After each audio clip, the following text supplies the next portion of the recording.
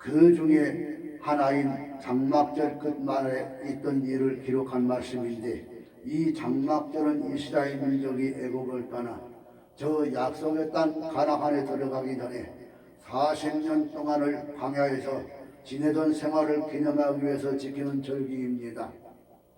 그래서 이 명절이 되면 예루살렘 일대에는 옛날을 상기하기 위해서 초막을 지어놓고 그 초막에서 8일 동안을 이곳에서 지냈습니다.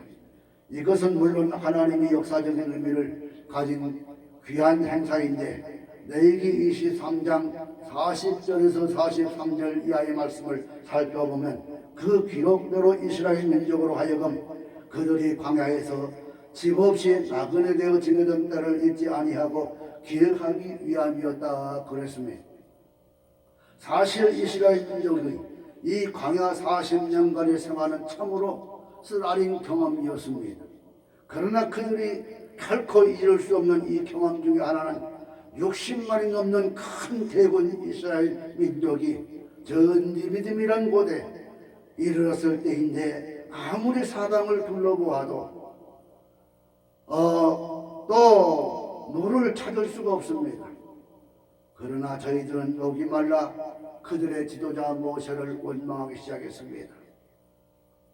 백성들의 원망을 듣게 된 이 모세는 하나님께 간절히 부르짖게 되었고, 하나님의 지시를 따라 손에 든 지팡이로 한 반석을 칠 때에 이 반석에서 생수가 펑펑펑 쏟아나는 귀한 축복의 역사가 임한 걸 믿으시기 바랍니다.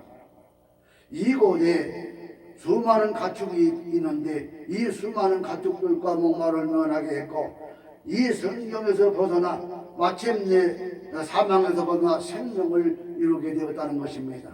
그래서 이스라엘 민족이 이 놀라운 역사적인 사실을 기념하기 위해서 장막절을 지키는 이 기간에 흰 예복을 입은 제사장들과 서기관들 매일 아침 행렬을 지어서 레위인으로 조직된 선가제가 찬송을 부르면서 성전들을 떠나서 거리 가운데 행진하게 되었습니다.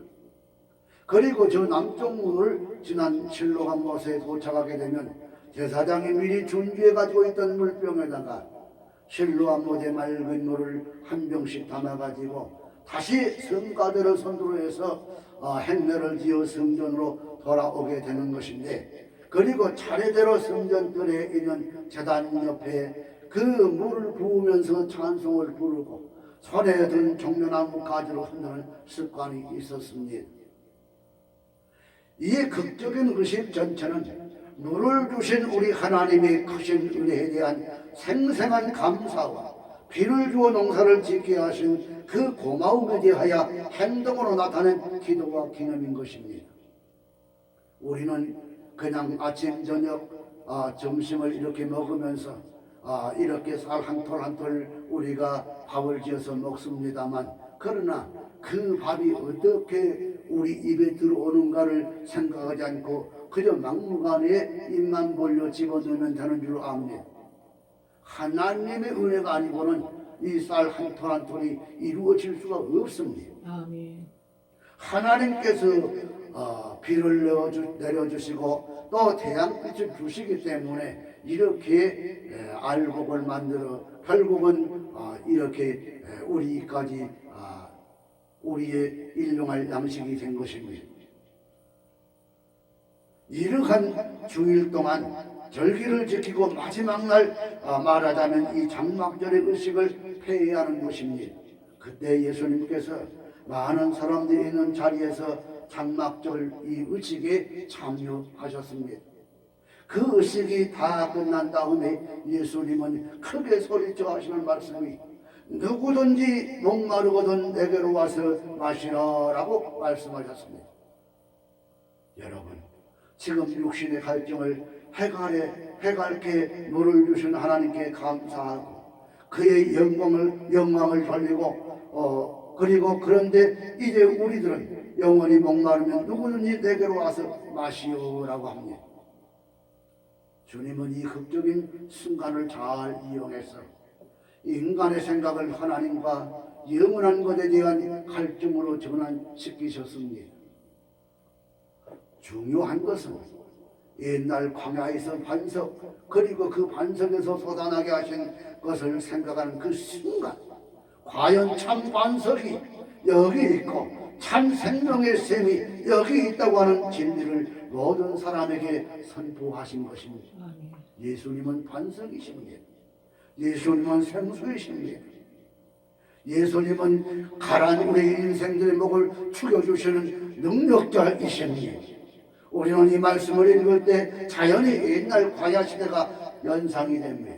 저 이스라엘 민족이 광야를 지나는 동안 목이 말라 안타까워하는 그 사람들과 가축들이 모여든 이 광경에 눈이 선히 보이는 듯합니다. 한 걸음 더 나아가 신의 광야를 통해서 우리는 이 세상의 모습을 상상하게 됩니다.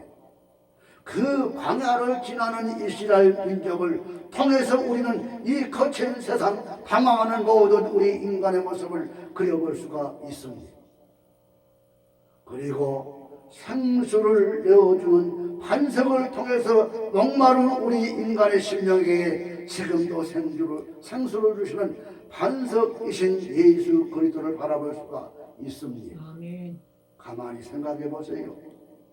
이 세상을 사실 광야하고도 똑같습니다.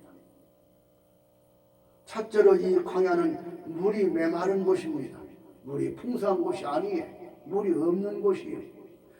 광야는 마른 곳입니다. 메마른 곳입니다. 그래서 광야는 사막이라고까지 말하지는 않지만 아주 외롭고 쓸쓸하게 이를 데 없는 곳입니다. 광야에는 아무도 거의 없습니다. 있다고 해도 아주 거친 나무, 선인장 같은 비가 오지 않아도 그저 그런 대로 생명을 연명해가면서 살아갈 수 있는 그런 나무만 있어요. 풀도 별로 자랄 수가 없습니다. 그저 있다면 바위들이 있고 아주 조담한 풀만이 있습니다. 어떤 의미에서는 우리가 사는 이 세상에서 이렇게 광야처럼 적막한 곳이 아닌가 싶습니다. 그래서 두 번째, 광야에는 아까 첫 번째 물이 메마른 곳이라고 했습니다. 두 번째는 꽃이 없습니다. 물이 메마르기 때문에 꽃이 있을 수가 있어요. 마찬가지로 이 세상에는 꽃이 없다고 하는 말은 별로 기쁨이 없다는 말입니다. 광야에서 자라나는 초목은 그 잎이 마침내 깔깔하고 가시가 많아서 조금 잘못해서 우리가 우리의 손과 발에 닿으면 상처를 내고 피가 흐르게 합니다. 아마 물이 없는 이 광야이기 때문에 자연히 초목도 거친 초목이 됩니다.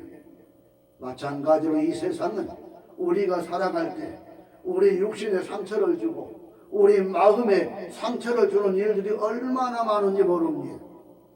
사람들이 심지어는 입으로 마음에 상처를 주는 것이 얼마나 많은지 모릅니다. 우리에게 마음의 상처든 생활의 상처든 주면 그런 사람은 우리가 상종하면 안 됩니다. 우리가 이런 세상 광야 같은 길을 걸어가고 있습니다. 메마르고 거친 세상에 우리가 여러분과 함께 살아가고 있습니다. 그렇기 때문에 성경에 보니 우리 심령이 깔깔하고 가시가 있어서 다른 사람에게 자칫 잘못하는 상처를 줄 수가 있습니다. 길 모르는 나그네가 길을 모르고 한 번 웃는 낯으로 친절하게 가르쳐주는 사람을 별로 찾아보기 어려워요. 시골에 가다가 어느 낯선 길에서 길을 물어보면 사람들이 손으로 가르쳐 주지 않아요. 그냥 입으로 요 말랭이만 가면 된다고. 그런데 그 말랭이를 돌아가보면 또 광야와 같은 곳입니다. 시골에 그 요 말랭이는 얼마나 먼 길인지 몰라요.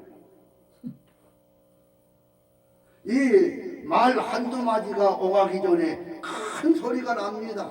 주먹이 왔다 갔다 하는 것이 이 세상 형편이 아닙니까?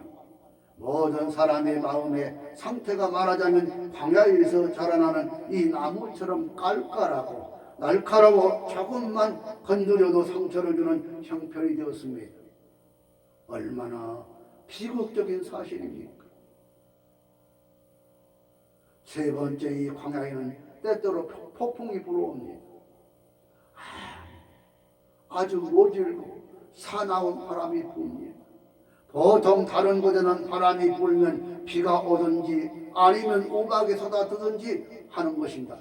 그러나 이 광야에서는 바람은 불지만 내리는 것은 없고 오직 모래흙이 바람에 날려 온 천지가 모래흙으로 마침내 길 가는 사람이 앞을 보지 못할 정도로 숨을 제대로 쉴 수 없을 정도로 그런 지경에 놓입니다.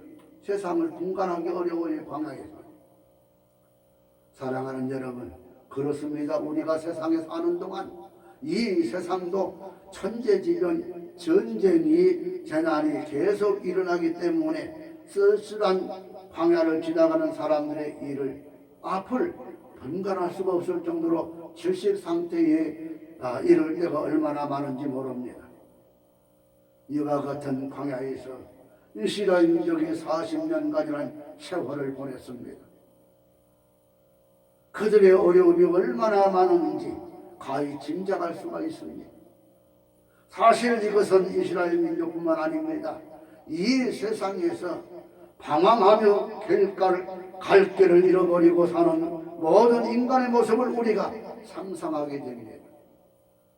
중요한 것은 이 이스라엘 민족이 40년간 광야 생활은 갈 곳은 가지 못하고 가나안에 들어가지 못하고 이리저리 다니는 그저 정처 쌓는 이 행랑객에 불과합니다. 오늘날 우리가 이 세상을 살아가면서도 목표를 정하지 못하고 여기저기 방황한 사람이 얼마나 많은지 모릅니다. 명예욕에 사로잡혀서 얼마나 아버지 앞에 범죄하고 갈 길을 잃어버린 채 방황하는 사람들이 많은지 모릅니다. 거짓도 생활의 말처럼 그렇게 난무하고 있습니다. 이때까지 얼마나 우리는 속고 살아왔습니까?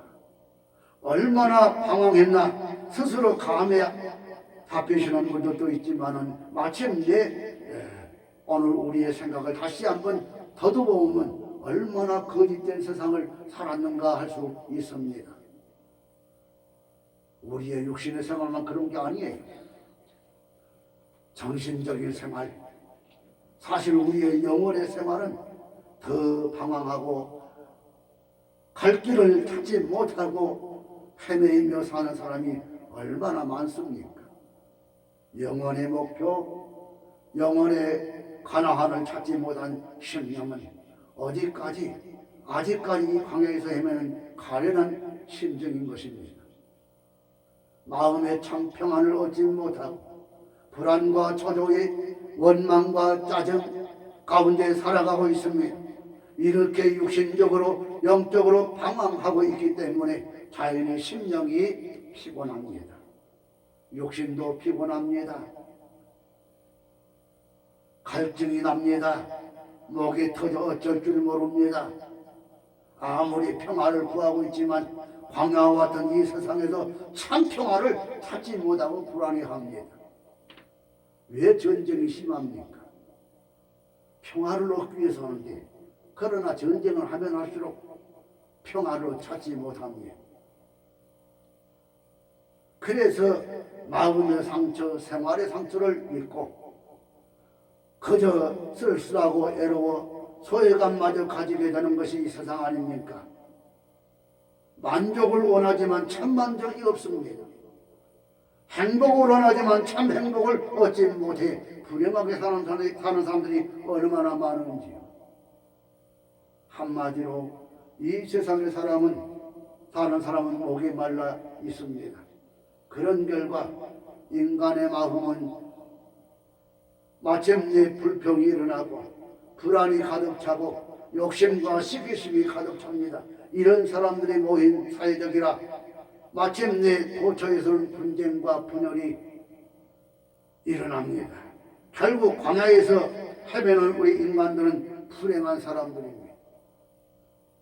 이리저리 헤매는 동안 어느덧 청춘은 다 사라지고 기력은 쇠퇴해지고 머리에는 하얀 서리빨에 꽃을 피우고 환멸과 탄식 속에서 문자 그대로 죽지 못해 사는 사람이 되고 맙니다. 오늘 우리는 광야길을 가고 있는 이스라엘 민족의 모습을 통해서 이 세상에서 방랑의 생활을 하는 이 가련한 인간의 모습을 엿볼 수가 있습니다. 그런데 여러분, 이와 같은 광야에서 무엇을 만났습니까?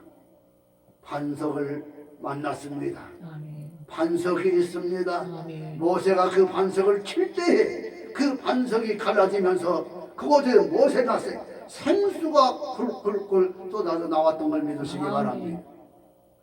이 목마른 가운데, 목마른 이 세상에 예수를 만나기만 하면 반석에서 생수가 나던 우리에게 생수 되신 예수님께서 찾아와 주실 줄로 믿습니다. 이와 같이 적막하고 가련하고 기갈이 심한 이 심령들이 방황하는 이 광야 같은 세상, 이 세상에도 참 반석이 임했습니다. 이 반석이 갈라지면서 생수가 이 세상에서 일어나기 시작했습니다.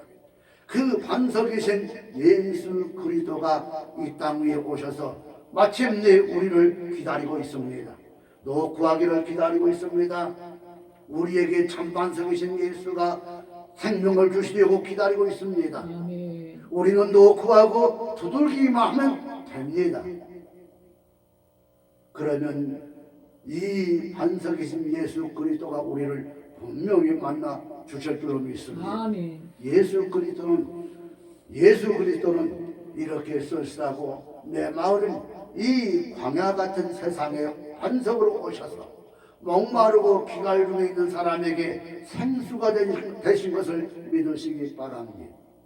여러분, 이 세상의 물을 마시면 일시적으로는 해갈이 됩니다.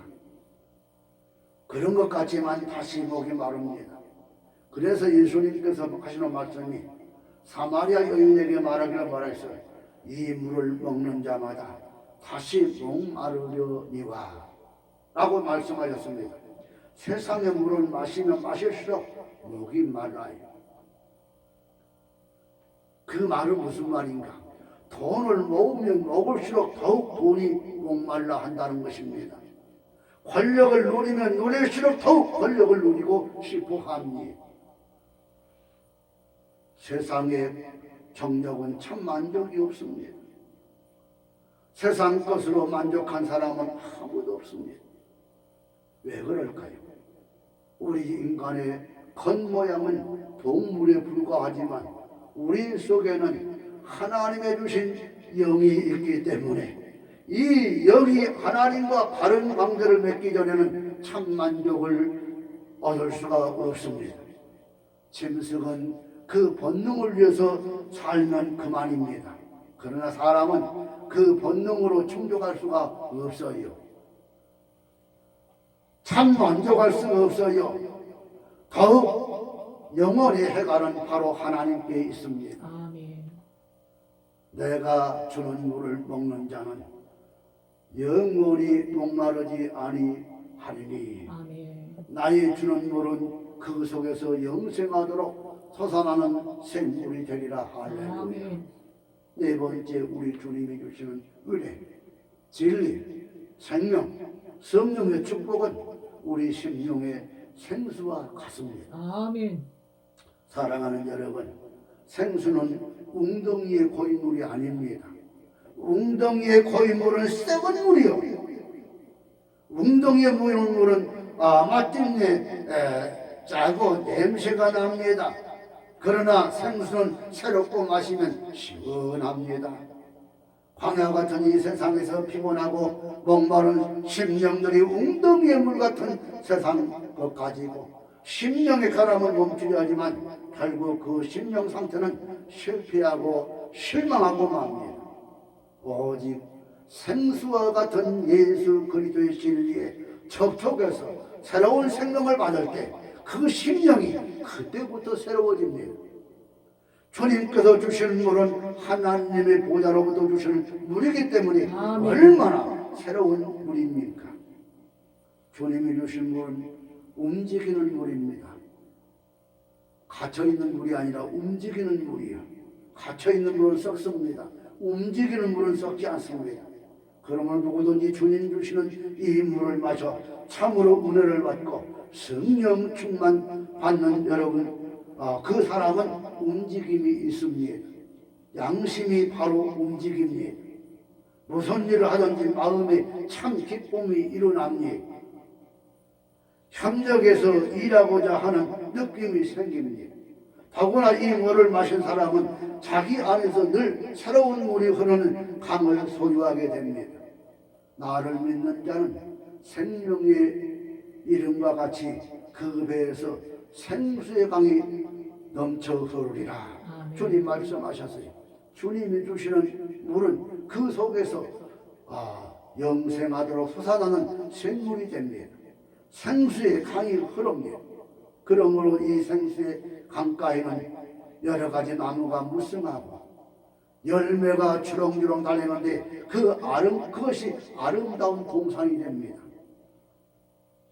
당연히 나무가 풍성하고 열매가 많으면 그게 동산이에요. 그렇습니다. 믿는 사람의 심령은 말하자면 물된 동산과 같습니다. 그러므로 거기에는 생명력이 있습니다. 그 생명이 장성합니다. 아름다운 꽃이 됩니다. 복스러운 열매를 맺습니다. 이러한 예수 그리스도를 모신 심령에는 참 기쁨과 만족과 평화와 사랑, 감사와 찬송이 넘쳐 흐릅니다. 여러분, 오늘 여러분 마음속에 이런 물이 흐르고 있습니까? 생수의 강이 흐르고 있느냐 말씀입니까? 주님께서 말씀하십니다. 누구든지 아무나 누구든지 목마르거든 내게로 와서 이 생수를 마시라 했습니다. 주님의 초청에는 제한이 없습니다. 아무나 오시라는 말씀입니다. 그래 오늘 본문 주제가 아무나 오시오. 아무나 오지요. 상처받은 자, 심령이 메인 자, 아무나 오시오. 주님의 여기는 제한이 없어요. 누구든지 오라고 하셨습니다. 아무리 더러운 죄를 보면서도 상관하지 말고 개의치 말고 목마른 사람은 아무나 누구나 다 오라고 하십니다. 주님의 이 초청서에는 어떤 종류의 기갈도 상관하지 않습니다. 사랑이 목말랐습니까? 평화의 목이 말랐습니까? 참 만족이 없습니까? 이제 우리 주님께 마음문 활짝 열고 달려 나오기만 하면 됩니다. 예수님은 마음의 문 열고 오는 여러분을 영접해 주실 것입니다. 예수님은 무엇이든지 부족한 사람은 누구든지 다 내게로 오라고 말씀하십니다. 혹시 우리 가운데 이러한 말씀에 마침내 말씀하시는 분은 아니 계신지요? 글쎄 나는 별로 부족한 것이 없는데, 나는 목말라에 타는 것도 없는데, 여러분 바로 그것이 문제입니다. 목마르면서 목마른 것을 모르고 그것이 큰 문제이지요. 주 대신 예수님을 찾읍시다. 아멘. 주님을 찾읍시다. 만납시다. 그리고 그분과 함께 일평생 동행하는 여러분의 삶이 될 수 있기를 주님의 이름으로 축복합니다. 할렐루야. 기도하시겠습니다.